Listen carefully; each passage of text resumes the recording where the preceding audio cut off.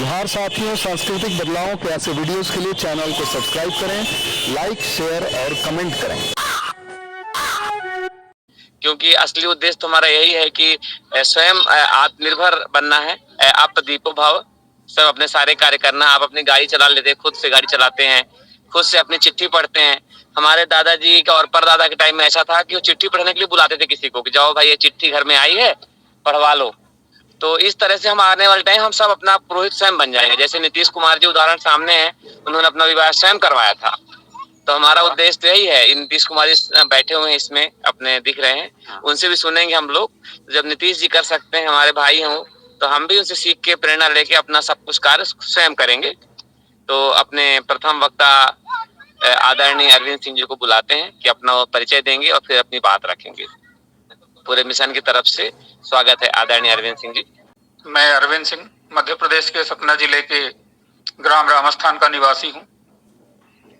पेशे से शिक्षक हूँ और शिक्षक होने के साथ साथ जो शिक्षक का उत्तरदायित्व है कि समाज में जो भी समस्याएं आए उनके निदान की खोज करना और निदान की खोज करने के बाद उससे लोगों को अवगत कराना, ताकि लोग उस निदान तक पहुंच सकें और समस्या मुक्त हो सकें। उस दिशा में भी चिंतन और यथासंभव प्रयास करता रहता हूं। आज का जो हमारा कार्यक्रम है, पुरोहित प्रशिक्षण और शोध मिशन। सबसे पहले तो मैं ये स्पष्ट करना चाहूंगा कि पुरोहितों की आवश्यकता क्यों है। पुरोहितों की आवश्यकता इसलिए है कि जब कोई बच्चा पैदा होता है तो उसी तरीके से होता है जिस तरीके से आज की भाषा में कहें तो हम लैपटॉप लेने बाजार जाते हैं, खाली मिलता है, कोई सॉफ्टवेयर इंस्टॉल नहीं होता, उसमें केवल सिस्टम होता है, सॉफ्टवेयर होता है। दुकान वाला हमसे पूछता है आपको जरूरत क्या है, उस हिसाब से कॉन्फ़िगरेशन उसमें डालता है, उस हिसाब से उसमें सॉफ्टवेयर डालता है। आपको अकाउंटिंग करनी है तो अकाउंट्स के सॉफ्टवेयर डालेगा, मेडिकल के फील्ड में है तो उससे रिलेटेड सॉफ्टवेयर डालेगा, इंजीनियरिंग है तो इंजीनियरिंग के रिलेटेड सॉफ्टवेयर डालेगा। इसी तरह हमारा बच्चा जब पैदा होता है किसी भी घर में, मनुष्य मात्र का पूरे विश्व का, बिल्कुल निर्विकार होता है, निर्दोष होता है, धीरे धीरे बड़ा होता है। बड़े होने के साथ साथ आसपास के पर्यावरण से सीखता है, पर्यावरण के साथ उसकी माँ, उसके पिता, उसके घर का वातावरण, उसके परिवार के लोग, उसके रिश्तेदार, जहां भी वो आता जाता है वहां देखता है ये लोग कर क्या रहे हैं। जो वो देखता है उसी को वो आत्मसात करना शुरू करता है और फॉलो करना शुरू कर देता है, अनुकरण करना शुरू कर देता है। इसी के साथ एक बड़ी भूमिका आती है इसमें हमारे घरों में आजकल जो सर्वत्र व्यापक है, सर्वव्यापी हो गया है, मीडिया, टीवी चैनल्स, इनके माध्यम से भी उसके दिमाग की प्रोग्रामिंग होती है, दिमाग में एक फीडिंग होती है और उस फीडिंग के बाद फिर वो उसी के अनुरूप रिएक्ट और रिफ्लेक्ट, रिस्पॉन्ड करना शुरू करता है। यही सब करते करते उसका अपना एक चरित्र बनता है, उसकी अपनी एक सोच बनती है और फिर उसके दिमाग में कुछ चीजें आ जाती हैं जिनके आधार पे वो मूल्यांकन करता है दूसरी चीजों का, कौन कर रहा है वो सही है, गलत है, क्या है, और उसी के आधार पे उसके दिमाग में कुछ चीजें, अवधारणाएं बनती हैं, अवधारणाएं विकसित होती हैं। अब इन्हीं अवधारणाओं के आधार पर जब कोई व्यक्ति कोई नई बात कहता है तो उसको लगता है अरे ये तो मैंने ऐसा देखा, बचपन से तो मैंने ये देखा, ये इसके विपरीत बात कर रहे हैं। और उस विपरीत बात को वो कई बार स्वीकार नहीं कर पाता, उसका मस्तिष्क स्वीकार नहीं करता। उसने कहा कि माँ से तो मैंने ये देखा था, पिताजी को मैंने ये करते देखा था, ये लोग जो बता रहे हैं ये उससे अलग बता रहे हैं, ऐसा हो कैसे सकता है। लेकिन कुछ लोग होते हैं जो तर्कशील होते हैं, जो इस बात पर विश्वास करते हैं, जैसे तथागत बुद्ध ने कहा था, किसी भी बात को इसलिए मत मानो कि कोई प्रसिद्ध व्यक्ति कह रहा है, किसी भी बात को इसलिए मत मानो कि मैं खुद कह रहा हूं, उसे पहले तर्क की कसौटी पर कसो और जब प्रमाणित हो, तुम्हें लगे कि यह बात सत्य है, तब उसको मानो। इसी उसमें हम लोग देखते हैं जो हम बात कर रहे हैं परंपरागत पुरोहितों की, चूंकि हमारे दिमाग में फीडिंग हो चुकी होती है, लोग ये देख रहे होते हैं कि किसी विशेष कुल वर्ण में पैदा हुआ व्यक्ति ही पुरोहित हो सकता है। लेकिन जब हम थोड़ा सा अपनी संस्कृति की तरफ चलें, ऋग्वेद देखें, ऋग्वेद के अध्याय 9 के 112वें श्लोक के पास देखें, उसमें लिखा हुआ है, कारुरहम ततोभिष गुपल प्रक्षिणी नना नाना धियो वसवो अनुगा इवतस्थि मेन्द्रा इंद्रो परिश्रव। हिंदी में इसका अर्थ यह है कि जो इसके ऋषि हैं वो कह रहे हैं कि हे सोम, सोम को संबोधित करते हुए, मैं मंत्रकर्ता ऋषि हूं, मंत्र करता हूं। मेरे पिता चिकित्सक हैं, आज की भाषा में कहें तो डॉक्टर हैं। मेरी माता पत्थर पर अनाज पीसती हैं, जैसे हमारे यहाँ की गृहिणियां करती हैं। जिस प्रकार गौएं चारा के लिए नाना चारागाहों में फिरा करती हैं, उसी प्रकार हम लोग भी नाना व्यवसायों के द्वारा धनोपार्जन के लिए तुम्हारा पूजन करते हैं। तुम इंद्र के लिए प्रवाहित हो। स्पष्ट होता है कि इस तरीके से किसी परिवार में रहने वाला कोई भी व्यक्ति जैसा कर्म करता था उसी वर्ण का गिना जाता था। अब कर्म के आधार पर ही वर्ण, ये समझना इसलिए भी जरूरी है कि आज के समय में जैसे लोग थोड़ा सा कंफ्यूज हो जाते हैं, यार ये व्यक्ति कैसे हो सकता है, यह व्यक्ति पुरोहित कैसे हो सकता है, यह व्यक्ति ऋषि कैसे हो सकता है। स्पष्ट है कि हमारे वेदों में भी ये लिखा हुआ है, ऋग्वेद जो हमारा प्रथम वेद है, तो जो व्यक्ति जिस वर्ण का कार्य करेगा तब वह वही हो जाएगा। जब ये सब चीजें हम अपने बच्चों तक पहुंचाएंगे, बच्चों के मस्तिष्क में जब ये बातें जाएंगी कि अगर एक भाई डॉक्टर है, दूसरा भाई इंजीनियर है, तीसरा भाई चार्टर्ड अकाउंटेंट है, तो चौथा भाई पुरोहित भी हो सकता है, चौथा भाई संस्कारक भी हो सकता है, तो लोगों का मस्तिष्क हमारी बातों को स्वीकार करने लगेगा। और जब लोगों का मस्तिष्क हमारी बातों को स्वीकार करने लगेगा, लोगों में हमारे पुरोहितों की स्वीकार्यता बढ़ जाएगी। और स्वीकार्यता बढ़ने के साथ साथ जो कारवां हमारा चल रहा है वह धीरे धीरे और तेजी से आगे बढ़ता जाएगा। बस जरूरत हमें इसी बात की है, स्वाध्याय, अध्ययन, अध्यापन, और जो हम जाने उसको हम आगे लोगों को बताते चलें। क्यों? ये इसलिए भी जरूरी है कि हमारे संस्कृत में भी कहा गया है, माता शत्रु पिता बैरी ए न बालो पाठित न शोभते सभा मध्य हंस मध्य वको यथा, कि वह माता शत्रु के समान है और पिता बैरी जैसा है जो अपने बच्चों को नहीं पढ़ाते। क्यों? क्योंकि अनपढ़, न पढ़ा हुआ, न संस्कारित हुआ बच्चा सभा में वैसे ही होता है जैसे हंसों के बीच में बगुला। दिखते तो दोनों सफेद हैं, लेकिन जब बोलते हैं, जब अपने विचारों की अभिव्यक्ति करते हैं, तो उनमें अंतर समझ में आता है कि क्या इनकी प्रोग्रामिंग हुई है, क्या इनके सॉफ्टवेयर की प्रोग्रामिंग हुई है। हमारे घर के बच्चों के संस्कार जब हम उनको देंगे, शिक्षा का मतलब केवल अभी तक जो हम लोग मान के चलते थे परंपरागत रूप से कि बस बच्चों को कॉन्वेंट में पढ़ा देना, टेक्निकल एजुकेशन दे देना, केवल ऐसी शिक्षा दे देना जिससे वो अच्छा अर्थोपार्जन कर सकें, समाज में एक प्रतिष्ठा अर्जित कर सकें, यह तो शिक्षा है ही।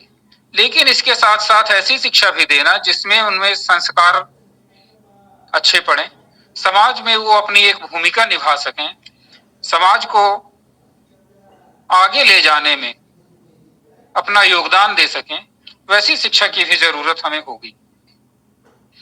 इसी के उसमें आगे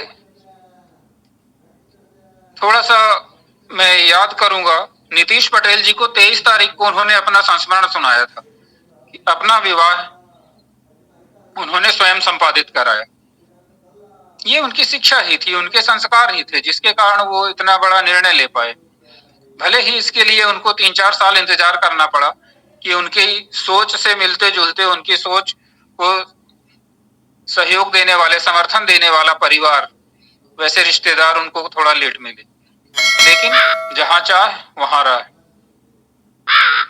कई लोग थोड़ा सा भ्रमित भी हो जाते हैं धर्म नाम पे, लेकिन इसके संबंध में मेरी सोच ये है कि धर्म न हिंदू बौद्ध है, धर्म न हिंदू बौद्ध है, धर्म न मुस्लिम जैन, धर्म चित्त की शुद्धता, धर्म शांति सुख चैन।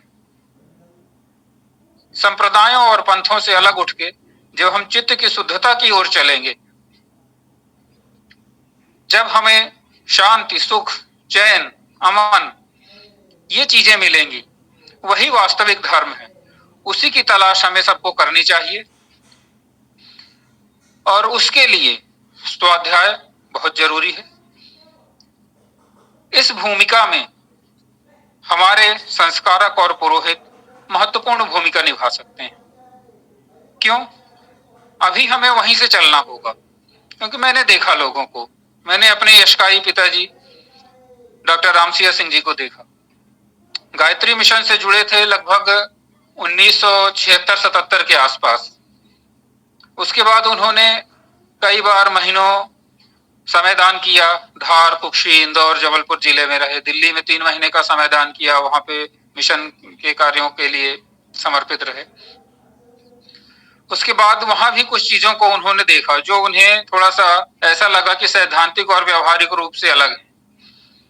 फिर थोड़ा सा वहां से अलग हुए, कुछ कॉलेज के दिनों में भी उनका बुद्धिज्म का दर्शन था, उधर गए और ये उनको ये लगा कि ये मार्ग सबसे अच्छा है।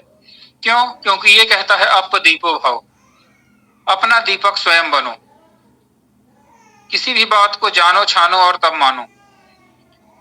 लेकिन ये करते करते भी उन्होंने फिर ये देखा कि जिन लोगों को हम ये बताना चाहते हैं उन तक हमारी बातें पहुंचने के बीच में एक गैप आ रहा है, और वो गैप आने के कारण लोग हमारी बातों को सुनना ही नहीं चाहते। जैसे ही तथागत बुद्ध बुद्धिज्म की बात आती है तो लोग बुद्धि को तो जानते हैं, लेकिन बुद्धि और बुद्ध के संबंध को नहीं जानते। वहीं लोग भ्रमित हो जाते हैं, और फिर लोगों को अगर हमें अपनी बात रखनी है तो उसी रास्ते के थ्रू ले जाना होगा जिससे लोग जाना चाहते हैं। और इसके लिए हमारा पुरोहित प्रशिक्षण मिशन का जो मंच है, हमारी जो सोच और हमारी जो मूल भावना है, वो हमें उस ओर ले जाती है कि थोड़ा सा मॉडिफाई शासन भी करता है ना। अभी कुछ दिनों पहले नेशनल एजुकेशन पॉलिसी नई आई है, पुरानी सोच बदल दी गई कि 10वीं तक पढ़ो, फिर 2 साल पढ़ो, 12वीं करो, फिर 3 साल ग्रेजुएशन करो, फिर 2 साल पोस्ट ग्रेजुएशन करो। बदल दिया उसको, अब कर दिया कि आप कोई भी विषय समूह लेके पढ़ सकते हैं। आप साइंस लीजिए, साइंस के साथ हिस्ट्री ले लीजिए, बायोलॉजी के साथ आप हिस्ट्री ले लीजिए, जो विषय समूह आपको रुचिकर लगे आप वो करिए। हमारे लोगों को भी चाहिए कि पढ़ें, संस्कार के बारे में जानें, और जब इन सभी को आप पढ़ेंगे तो आप जानेंगे किसमें कमी क्या है, किसमें अच्छाई क्या है, और फिर आप अपना निष्कर्ष निकाल पाएंगे, अपना निचोड़ निकाल पाएंगे। और जब आप ये सब निकाल पाएंगे तो जान पाएंगे कि दूसरे लोग हमें भ्रमित तो नहीं कर रहे हैं। कुछ लोग जिनकी दुकानें अच्छी चल रही हैं वो आपको इसलिए तो भ्रमित नहीं करना चाहते कि आप उनकी दुकान छोड़ के बाहर न चले जाएं, उनके ग्राहक ना कम हो जाएं। क्या कोई दुकानदार चाहेगा कि उसकी दुकानदारी कम हो, उसके ग्राहक कम हो? नहीं, हर व्यक्ति ये चाहता है कि मेरे साथ ज्यादा से ज्यादा लोग जुड़ें, मेरे साथ ज्यादा से ज्यादा लोग आएं। और ज्यादा से ज्यादा लोग आएंगे कैसे? जो लोग आते हैं उनको यही चाहता है कि वो लोग इससे बाहर न जाने पाए और ज्यादा से ज्यादा लोग आए। और इसीलिए हमारी भूमिका और महत्वपूर्ण हो जाती है। हम लोगों को ये भी बताएं, जब वैज्ञानिक चिंतन क्या है, वैज्ञानिक चिंतन की आवश्यकता क्यों है, हमें बोलना कैसे चाहिए, हमें सोचना कैसे चाहिए। एक विश्व विख्यात लेखक है रॉन्ड्रा बर्न, इन्होंने अपनी एक किताब लिखी द सीक्रेट। द सीक्रेट में उन्होंने लिख दिया है रहस्य। किस बात का रहस्य? आप जीवन में जो पाना चाहते हैं उसको पाने का रहस्य। तो कहते हैं कि इस रहस्य को जो जान लेता है उसको उसकी हर मनचाही चीज मिल जाती है। वो खुशी भी हो सकती है, सेहत भी और दौलत भी। जो आप चाहें वो आप पा सकते हैं। चुनाव आपको करना है और उस रहस्य को जानना है कि ये रहस्य है क्या, जिसके जान लेने से आप सारी चीजों को जान सकते हैं। बस यही हमें जानना है और इसको लोगों तक पहुंचाने में हमारे संस्कारकों की अहम भूमिका हो सकती है कि उस रहस्य को आप जान लें। क्यों? जब तक जानेंगे नहीं किसी रास्ते को, आप चलेंगे कैसे? चलना है तो जानना होगा। जब आप जानेंगे तभी आप उस रास्ते पर चलेंगे और अपने लक्ष्य को हासिल कर सकेंगे। पहले भी बहुत से लोगों ने इसको जाना। डॉक्टर डेनिस बेटली मनोवैज्ञानिक और मानसिक क्षमता प्रशिक्षक हैं। उन्होंने भी ये कहा कि पहले के जो लीडर इन बातों को जानते थे, उन्होंने इसको खुद तक सीमित रखा, दूसरों को नहीं बताया। क्यों नहीं बताया? उन्हें लगा कि जो लोग जान जाएंगे मुझे कौन मानेगा, मेरा महत्व कम हो जाएगा। लेकिन इस रहस्य को हमें जानना होगा। और यह रहस्य है क्या? यह रहस्य है आकर्षण की शक्ति, आकर्षण का नियम। आकर्षण ही वो शक्ति है जिससे आप जो चाहें वो पा सकते हैं। ये काम कैसे करता है? जिन लोगों ने मॉडर्न साइंस पढ़ी है, भौतिक विज्ञान को पढ़ा है, ऊर्जा के बारे में जानते हैं, वो ये जानते हैं कि ऊर्जा कभी नष्ट नहीं होती। नष्ट नहीं होती तो फिर ऊर्जा जाती कहां है? ऊर्जा का स्वरूप बदलता है। कभी हम पहाड़ में जाएं, वहां पे आप आवाज दें, कुछ देर बाद वही प्रतिध्वनि आपको सुनाई देगी, आवाज आपको लौट के सुनाई देगी और ऐसा लगेगा कि पहाड़ आपको आवाज दे रहा है। यहाँ कोई ऐसी शक्ति है जो आपको आवाज दे रही है। यही नियम हमारे ब्रह्मांड और हमारी क्षमता पर भी लागू होता है। ये ब्रह्मांड का नैसर्गिक नियम है और ये सटीक है, प्रमाणित है। इसमें कभी कोई फेरबदल नहीं होता।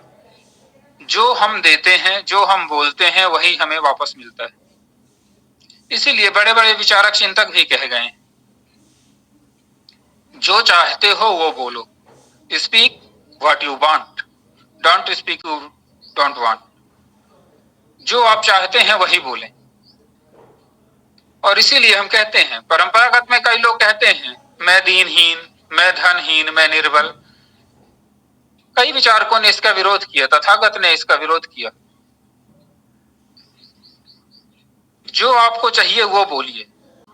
हमारे समाज में नित्य नए संस्कारक तैयार हो रहे हैं।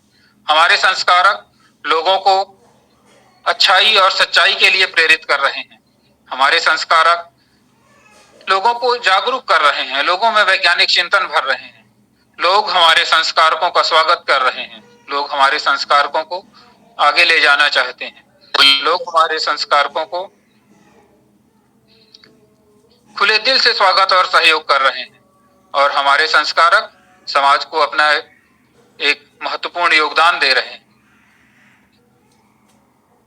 अब इस समस्या का निदान आता है कि हमारे संस्कारकों की लोगों को उपलब्धता कैसे हो। इसके लिए हमारा पुरोहित प्रशिक्षण मिशन है और मिशन की इसी आवश्यकता की पूर्ति के लिए हमारे जनार्दन भाई ने इसकी जो स्थापना की और हमारे बहुत सारे लोग, हमारे वरिष्ठ साथी इसमें लोगों को जोड़ रहे हैं। हम लोगों को एक अच्छा प्लेटफॉर्म भी दे रहे हैं। क्यों? क्योंकि जैसे हमने देखा था कि हमारे परिवार में मंत्रकर्ता ऋषि भी हैं, चिकित्सक भी हैं, माता गृहिणी भी है जो अनाज पीसती है। लेकिन आज का समय थोड़ा सा बदल गया है। एक ही व्यक्ति को सारी भूमिकाएं निभानी हो रही हैं। जो माता गृहिणी है वही चिकित्सक भी है, वही मंत्रकर्ता ऋषि भी है। कभी वो अपाला, गार्गी, मैत्रेयी की भूमिका में थी, लेकिन आज वो सारी भूमिकाएं निभा रही। तो सभी को हम ये चाहते हैं कि हर घर में हर व्यक्ति प्रशिक्षित हो, हर व्यक्ति संस्कारक बने, ताकि जैसे हमारे घर में होता है ना कि रात को 10 बजे घर का फ्यूज उड़ गया, लाइट गोल हो गई। अब लाइट गोल हो गई, उतनी देर इलेक्ट्रीशियन की उपलब्धता नहीं है, तो इलेक्ट्रीशियन हम कहाँ ढूंढें? इलेक्ट्रीशियन को ढूंढेंगे, वो घंटे 2 घंटे में आएगा, लाइट बनाएगा, तब तक अंधेरा रहेगा। नहीं मिला तो कहेगा आज मैं व्यस्त हूँ, इमरजेंसी है आपको, काम तो 100 रुपए का है पर इमरजेंसी है तो आपको 1000 रुपए देने होंगे तब मैं आऊंगा। लेकिन अगर हमारे घर में एक व्यक्ति बिजली के बारे में थोड़ा बहुत जानते हैं, फॉल्ट ढूंढ लेंगे, फ्यूज बदल देंगे, नया फ्यूज लगा देंगे, बिजली चालू हो गई। आर्थिक भार भी नहीं पड़ा कि 100 रुपए की जगह हमको 1000 रुपए देने पड़े। आर्थिक बचत भी हुई, अव्यवस्था भी नहीं हुई, समय का भी अपव्यय नहीं हुआ और हमारी व्यवस्था भी ठीक हो गई। इसी तरीके से जब हमारे पास संस्कारक होंगे, हर घर संस्कारक होंगे, तो जब जरूरत हो तब संस्कारक उपलब्ध होंगे। कुछ लोगों पर हमारी डिपेंडेंसी नहीं होगी कि कुछ गिने चुने लोग ही हैं, उन्हीं पर हम सब निर्भर हैं। लोगों पर निर्भरता कम होगी, समाज आत्मनिर्भर होगा, आत्मनिर्भरता बढ़ेगी। और जब आत्मनिर्भरता बढ़ेगी तो लोग कर पाएंगे। अभी जल्दी में किसी कार्यक्रम को करना है, संपादित कराना है, पता चला कोई पुरोहित है, उनको हड़बड़ी है कि भाई 2 घंटे में मुझे ये काम निपटाना है और उसके बाद कहीं और जाना है। किसी प्रक्रिया को शॉर्ट कर दिया, वहां पता चला कि 20 श्लोक थे, 3 घंटे लगने थे। उन 20 श्लोकों की व्याख्या थी, उसको छोड़ दिया उन्होंने, 20 में से 2 श्लोक पढ़े, आगे निकल गए। पर जब संस्कारक पर्याप्त उपलब्ध होंगे, सारे 20 श्लोक पढ़ेंगे।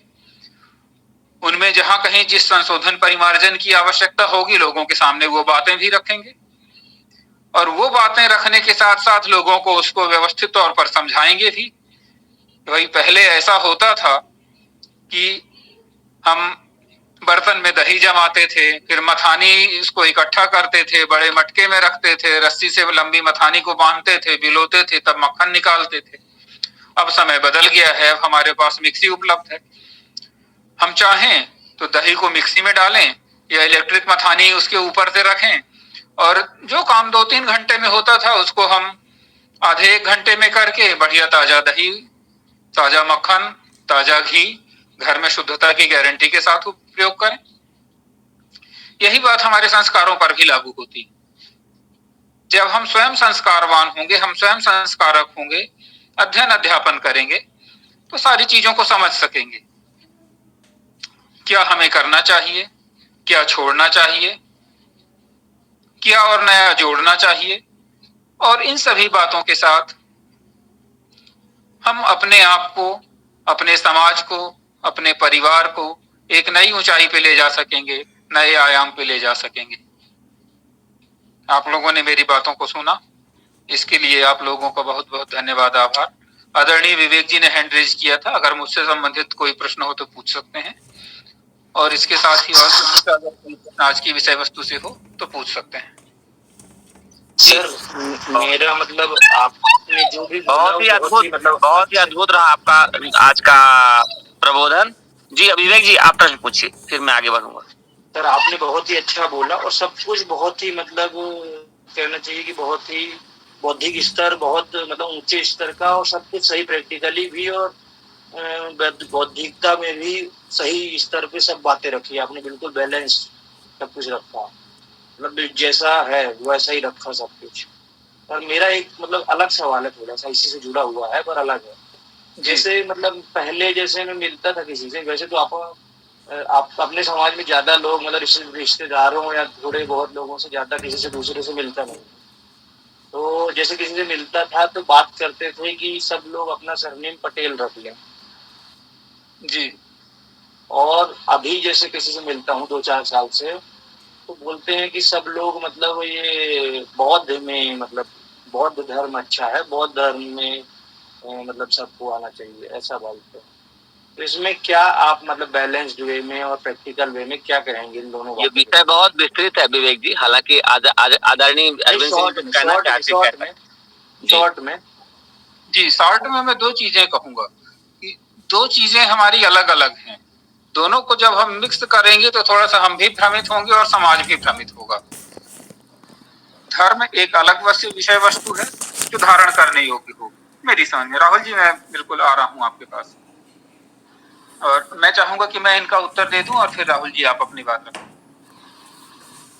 और इसी के साथ एक दूसरी चीज है जिससे हम जाने जाते हैं समाज में, और भारतीय समाज के परिप्रेक्ष्य में कहें तो जाति व्यवस्था या वर्ण व्यवस्था। तो दूसरा विषय जो था वो मुझे लगता है आज के मंच से थोड़ा सा हटके है, तो उस पे मैं किसी दूसरे फोरम पे जवाब देना चाहूंगा, क्योंकि यहाँ पे हम सभी पुरोहित और संस्कारकों की आवश्यकता और उनकी उपादेयता पे बात कर रहे हैं।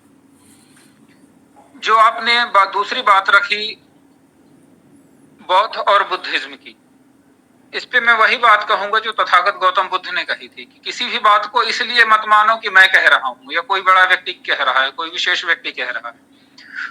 खुद जानो, छानो और तब मानो। हम लोग स्वयं एनालाइज करें कि क्या चीज अच्छी है, क्या चीज छोड़ने लायक है, क्या नई चीज एडॉप्ट करने लायक है, और उसके बाद उस दिशा में चलें। और अभी तो खासकर हम लोगों के लिए एक बहुत अच्छी चीज आ गई है जो कि 1 महीने पहले तक दुर्लभ थी, और वो हमें दे दी है एलन मस्क जी ने, है ना। अभी तक चैट जीपीटी वगैरह से उतने अच्छे जवाब नहीं मिल पा रहे थे, पर इनका एलन मस्क का जो एआई आ गया है, उससे आप कोई भी प्रश्न पूछिए ना, आपको बहुत सारे जवाब मिलेंगे। और सबसे अच्छी बात उसकी ये है कि वो चूंकि भारतीय प्रोग्रामिंग नहीं है उसमें, तो वो अभी तक मुझे जो भी जवाब मिले हैं वो निष्पक्ष जवाब। Grok ji, thank you doctor S S Patel ji. ये ग्रोक एआई जो आया है, इससे आप जो भी पूछेंगे तो अभी तक मुझे लगता है कि इसके जवाब अनबायस्ड होते हैं, और अनबायस्ड जवाब हम सभी को बहुत अच्छा ज्ञान देंगे, जानकारी में वृद्धि करेंगे, और उसके माध्यम से हम आगे तक जा पाएंगे। जी राहुल जी, आप कुछ कह रहे थे। नहीं, मेरा आपसे कोई सवाल नहीं था। मैं विवेक जी के बात पर ये बात कहना चाहता था कि विवेक जी, यह मिशन जो है किसी एक पर्टिकुलर विधा को बढ़ाने के लिए नहीं है। यह मिशन एक मंच देता है। यह मिशन सिंपल सा है कि भाई हमारे बीच के आप पुरोहित अपनाएं, आप जिस भी विधि से आप पूजा पाठ करवाना चाहते हैं, कर्मकांड करवाना चाहते हैं, करवाएं। लेकिन एक दूसरा चीज़ भी है कि यह मिशन मंच देता है। बौद्ध धर्मावलंबियों की संख्या बढ़ रही है, बहुत सुंदर बात है। यह बौद्ध धर्मावलंबियों के लिए भी एक मंच देता है कि वे आएँ, अपना जो धर्म है उसको प्रोफेस करें इस मंच से और बात को फैलाएं। उन सभी का स्वागत है। और जिस तरह से बाकी लोग अभी के वर्तमान के ये में देखिएगा तो जिस तरह से बाकी लोग गायत्री वाले, आर्य वाले तो कम ही, पौराणिक वाले अपनी बातें रखते हैं, ज़्यादातर अर्जक वाले, बौद्ध वाले छिटकते हैं। लेकिन आप सभी को यह समझना है कि यह प्लेटफॉर्म जो है बहुत महत्वपूर्ण है 2 कारणों से। एक कारण यह है कि जब ऐसा नहीं है कि इस मिशन के शुरू होने से पहले कोई इस तरह के कार्यक्रम नहीं हुआ करते थे। गायत्री परिवार भी उस दिशा में ही एक मिशन था। इसके पहले भी अनेकों हैं गायत्री परिवार, नाथ संप्रदाय भी वही था, लिंगायत, वोकालिंगा सब वही हैं। लेकिन उनमें हमें क्या अंतर है कि जब आप एक बार कहीं मान लीजिए कि एक व्यक्तिगत रूप से आपके यहाँ कोई गैर ब्राह्मण पुरोहित पूजा करा के चला जाता है, तो उसके बाद फिर जो है एक लंबे अंतराल तक आपके यहाँ कोई कार्यक्रम नहीं होता और फिर शांति छा जाती है, तो उसका इफेक्ट खत्म हो जाता है। यह मिशन जो है लोगों में बराबर उनके दिमाग में माहौल बनाने का काम करेगा कि हाँ ऐसा ही है। ये जो माहौल बनाना हुआ, नैरेटिव गढ़ना और नैरेटिव को फैलाना, यह उस चीज़ के लिए यह मिशन है। तो मैं निश्चित रूप से कहूँगा कि जो बौद्ध धर्मावलंबी हैं, जो अर्जक वाले हैं, वे भी इस प्लेटफॉर्म से बड़ी मात्रा में जुड़ें और अपने धर्म को प्रोफेस करें इससे। धन्यवाद। जी बहुत बहुत बढ़िया आदरणीय राहुल जी। अभी आदरणीय अश्विनी सर का हैंड रेस हुआ था और मैं देख पा रहा हूँ कि वहाँ पे हमारे आचार्य दिलीप गंगवार जी भी हैं, तो सुन लेते हैं आदरणीय अश्विनी सर और दिलीप गंगवार भाई साहब को। जी जी जी, सभी को स्वागत है आचार्य जी। स्वागत आचार्य जी, स्वागत। सभी को मेरा बारंबार नमस्कार। और मैं थोड़ा आज सुबह से व्यस्त था इसलिए नहीं जुड़ पाया। अभी मैं आदरणीय राजपाल गंगवार जी जो नायब तहसीलदार के पद पर कार्यरत हैं, उनके यहाँ अनुष्ठान कराने आया हूँ। तो मैं सोच रहा था कि सर का थोड़ा परिचय करा देता आप लोगों से। जी बहुत बढ़िया, स्वागत है आदरणीय का, स्वागत है। नमस्कार सर, नमस्कार जी सर। आप अपनी बात रखें सर, कैसा लगा संस्कार जो हुआ आपके घर में? बरेली में। हेलो जी सर, जी सर आ रही आवाज, रखें अपनी बात। ये जनपद बरेली में एक है कॉलोनी जिसमें हमारा निवास है, सुरेश शर्मा नगर। मेरी बात बता दी ये अश्विनी पटेल जी हैं ना भाई साहब, इनके पास में ही है और वर्तमान में मैं नायब तहसीलदार हूँ। डिस्ट्रिक्ट अमरोहा में एक तहसील पड़ती है धनौरा गजरौला, वहीं पर निवास है मेरा लहिया नवाबगंज तहसील के अंदर, मूल निवासी हूँ यहाँ पर। बरेली के ही हैं हम रहने वाले। पता चला था ये आचार्य जी करते हैं तो हम भी अश्विनी भाई साहब से संपर्क में ही हैं हम लोग सब पहले से ही, तो हम लोग जुड़ गए इसमें। चाहते तो बहुत समय से थे पर कोई इस तरह रास्ता ही नहीं बन रहा था। अब जब अपने ही लोग इस पुनीत काम को कर रहे हैं तो बड़ा अच्छा लगता है कि ठीक है, कम से कम सही दिशा मिलेगी, सही बात मिलेगी, सही चीजें जानकारी में आएंगी।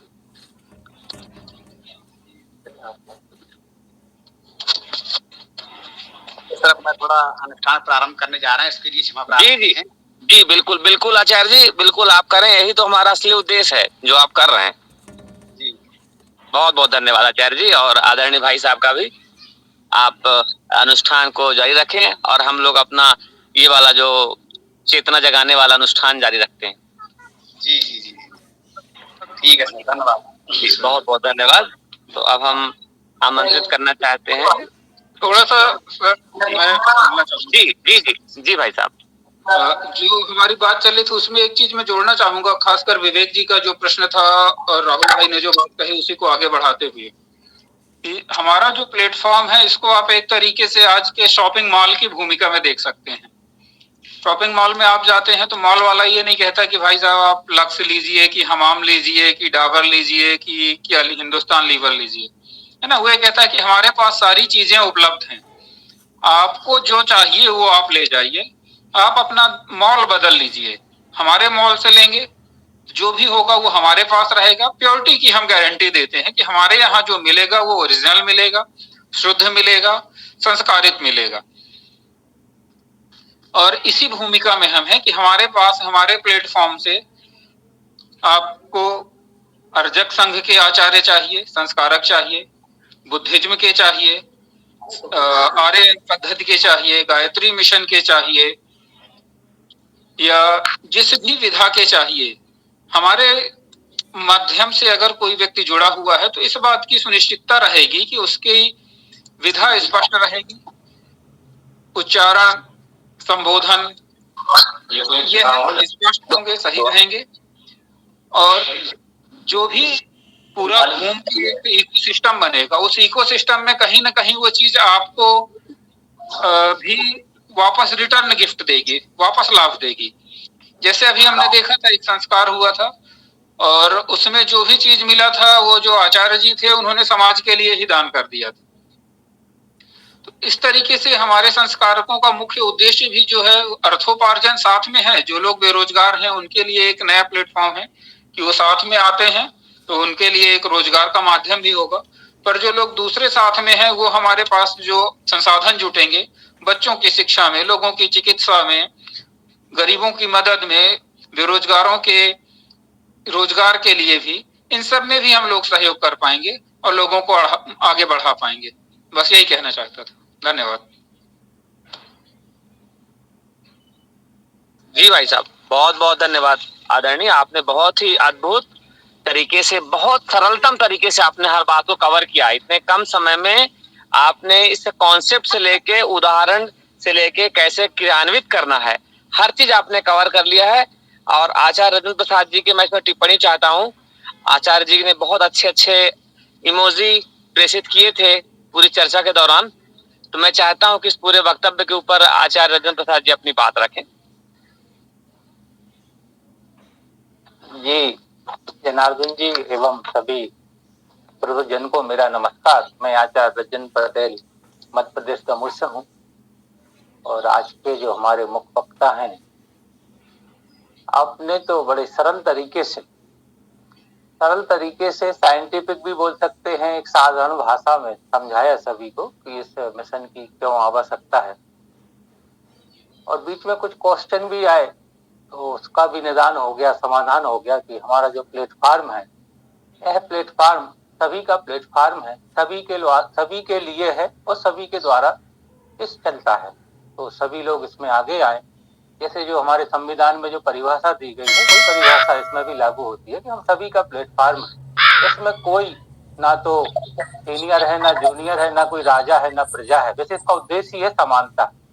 और चूंकि एक बहुत अच्छा उदाहरण आपने दिया था कि बच्चा जब पैदा होता है, तो मैंने एक पुस्तक लिखी है बहुधर्म और विश्व बंधुत्व का उदय 2015 में लिखी थी। उसमें एक एग्जाम्पल लिखा था, किसी बच्चे को आप जहां भी पैदा होगा वही संस्कार उसमें आ जाते हैं, क्रिश्चियनिटी हो, मुस्लिम हो, जो भी हो।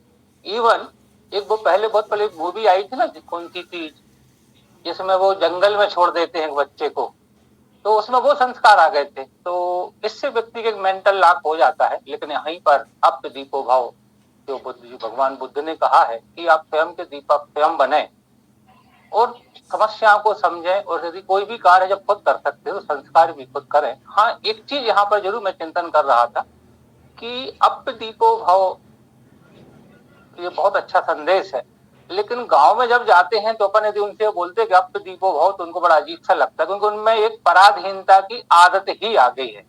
तो उसके लिए हमें संस्कारकों की जरूरत है कि ताकि आज नहीं तो कल, अभी हमें कुछ संस्कारक हमारे बनाना पड़ेंगे और सभी विधाओं के, तो वहाँ संस्कार करेंगे। और धीरे धीरे जब वो गांव के लोग या जो लोग जो मेंटल लॉक हैं वो संस्कारित हो जाएंगे, तो उनमें एक समय ऐसा आएगा कि वो भी अप दीपो भाव को समझने लगे कि ये काम मैं भी कर सकता हूँ।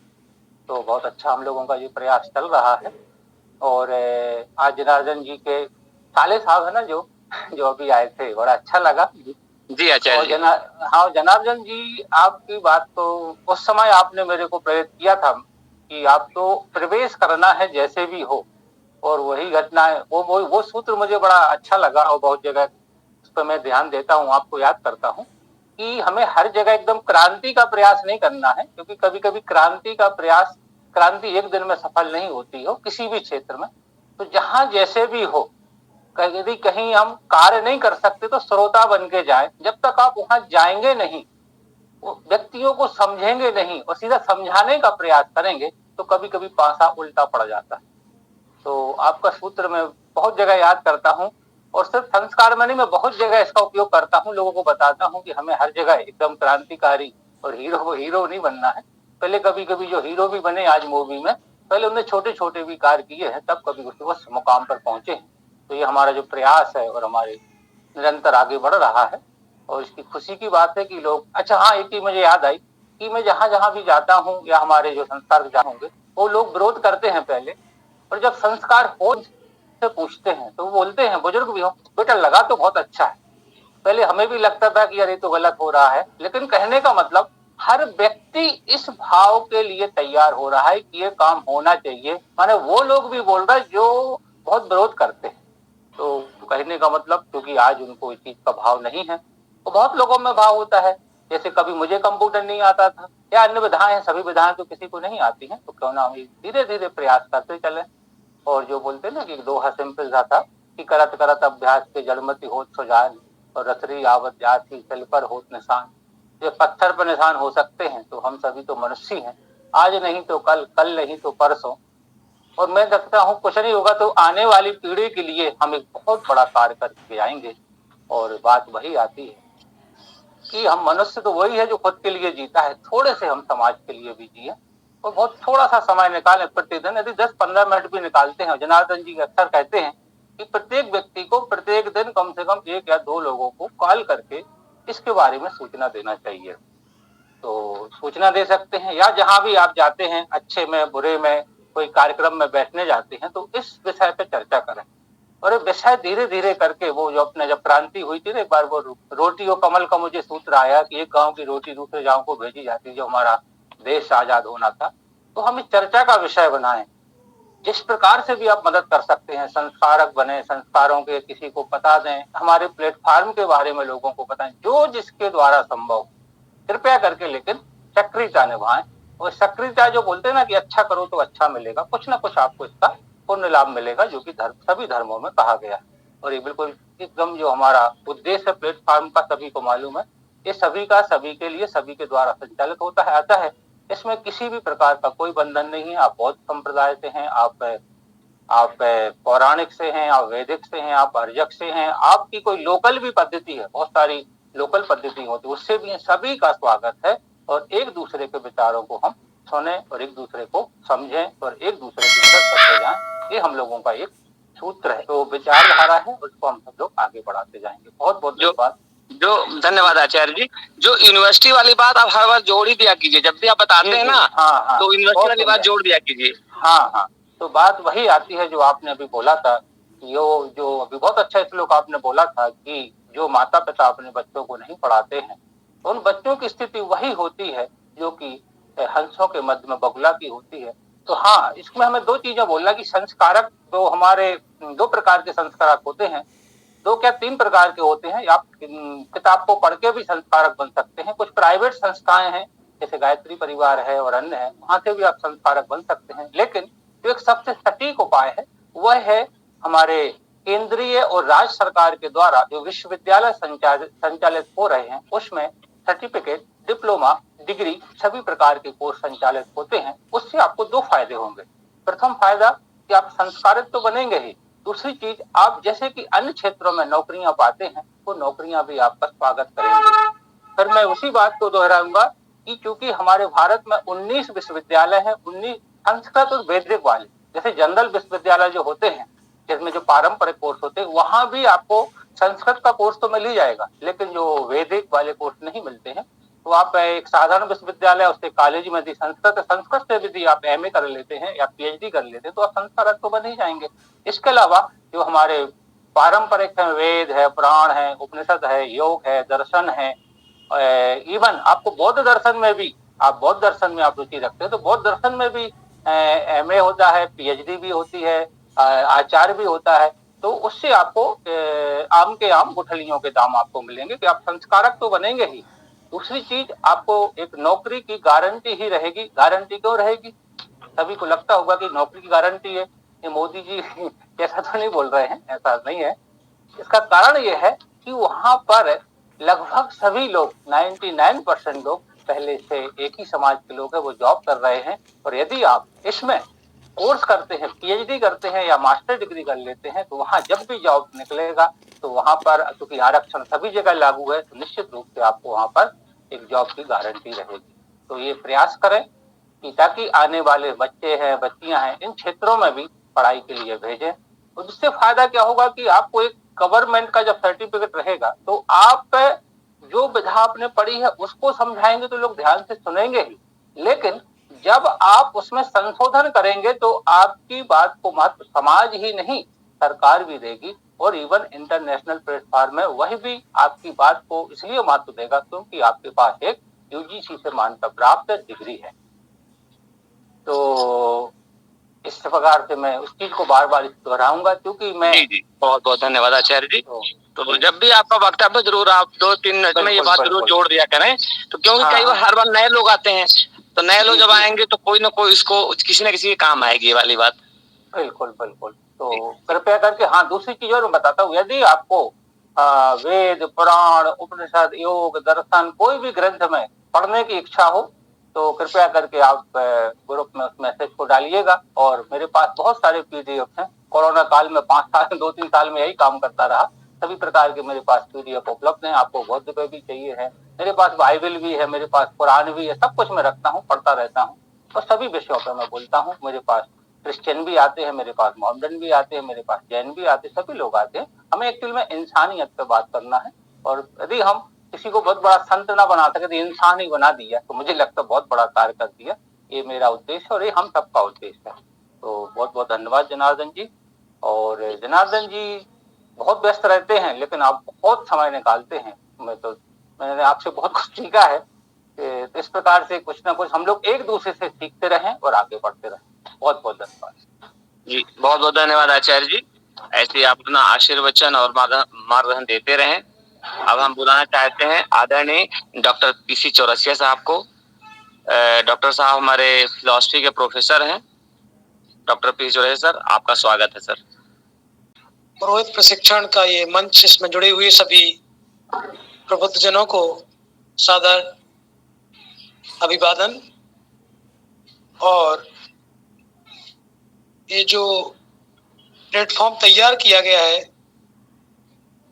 इस देश के जिनको शूद्र कहा गया या जिनको मूल निवासी कहा गया या जिनको पिछड़ा कहा गया, उन सभी को संस्कारित करने के लिए, उन सभी को प्रशिक्षित करने के लिए और उनको अपने पैरों पर खड़ा करने के लिए ये बहुत ही सराहनीय प्लेटफॉर्म है। इसके माध्यम से निश्चित रूप से हमारा समाज आगे बढ़ेगा, संस्कारित होगा और यह प्लेटफॉर्म केवल एक दृष्टि से नहीं बल्कि कई दृष्टियों से महत्वपूर्ण साबित होगा। जैसे कि धार्मिक क्षेत्र में हमारे समाज के लोगों को रोजगार भी इसमें उपलब्ध होगा और मेरा ऐसा मानना है कि हम किसी भी फील्ड में काम करें, हमारे लक्ष्य में हमारे समाज का बहुमुखी विकास हो, उसमें होना चाहिए और उस विकास में जहां तक मेरा मानना है कि वर्तमान परिस्थितियों में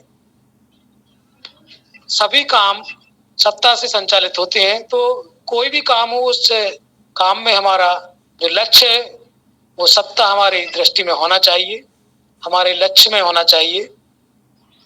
और जिस तरीके से अभी हम सुन रहे थे कि अभी हमारे पूर्व वक्ता आदरणीय आज के मुख्य वक्ता जी ने जो कहा कि यह प्लेटफॉर्म एक तरह से उस मॉल की तरह है जिसमें हम उसको यह नहीं है कि आपको इस कंपनी की लेना है, उस कंपनी की लेना है, नहीं, यहाँ पर आपको सारे प्रोडक्ट मिलेंगे, किसी भी कंपनी का आप ले सकते हैं। तो मैं इस मंच से मैंने पिछली बार और भी कई बार ये निवेदन किया है कि हम एक और चाहते हैं कि ये मंच इस दिशा में भी थोड़ा सा अपना विचार और चिंतन करें कि जिस तरीके से बहुमुखी प्रोडक्ट हम यहाँ तैयार कर रहे हैं, इसी तरीके से बहुमुखी प्रोडक्ट के लिए हम अपने आर्थिक क्षेत्र में भी कदम बढ़ाएं, उसमें उसकी भी सहमति बने और उस पर भी जिनकी रुचि होगी उस तरफ भी आगे बढ़ें, उस दिशा में भी हमारे लोग सहयोग करें और समर्थन करें। हम यही चाहते हैं। इससे क्या है कि वर्तमान समय में हमारे समाज की जो बहुत बड़ी समस्या आर्थिक समस्या है, बेरोजगारी की समस्या है और आदरणीय हमारे बीच में जनार्दन पटेल जी उस पर भी काम कर रहे हैं, बैकलॉग वैकेंसी ग्रुप बना करके। तो क्योंकि हमें कई क्षेत्रों में काम करना पड़ेगा, जिनकी जिस क्षेत्र में रुचि होगी वो निश्चित रूप से उस क्षेत्र में आगे आएंगे। तो आर्थिक क्षेत्र में हम चाहते हैं कि एक है जो हम लोग मल्टीपर्पज कंपनी ओबीसी समाज का प्लेटफॉर्म तैयार करना चाहते हैं, मूल निवासी समाज का, जिसके माध्यम से हम देखते हैं कि हम आगे चल के चैनल और उसके माध्यम से अपना मीडिया और अपनी मल्टीपर्पज कंपनी को खड़ा करना चाहते हैं। उसमें भी हमें इस मंच का सहयोग मिले क्योंकि सबकी क्षमताएं हैं और हमारे समाज में बहुत सारी क्षमताएं, अपार अनंत क्षमताएं हैं। तो हमें ऐसा नहीं सोचना है कि हम पेड़ लगाएंगे और हमारे बच्चे उसके फल खाएंगे, इतना लंबा समय हमको नहीं खींचना है। हम चाहते कि हम ही पेड़ लगाएं और हमारे समाज में जो भी प्रोडक्शन हो उसके फल ही हम ही लोग चख कर के जाएं, हम ही लोग उसके फल को खा कर के जाएं और अपने बच्चों का आने वाली जो पीढ़ी है, जनरेशन है, उसका भविष्य हम लोग खुशहाल करें। तो यही हमारा निवेदन इस मंच के माध्यम से है। और बाकी धार्मिक सिस्टम को खड़ा करने की जो बातें हैं हमारे प्रबुद्ध आदरणीय साथी कर रहे हैं, तो आप सभी का इस मंच पर हम पुनः हार्दिक स्वागत और सादर आभार व्यक्त करते हैं। जय हिंद, जय भारत। बहुत बहुत धन्यवाद आदरणीय डॉक्टर पीसी चौरसिया साहब।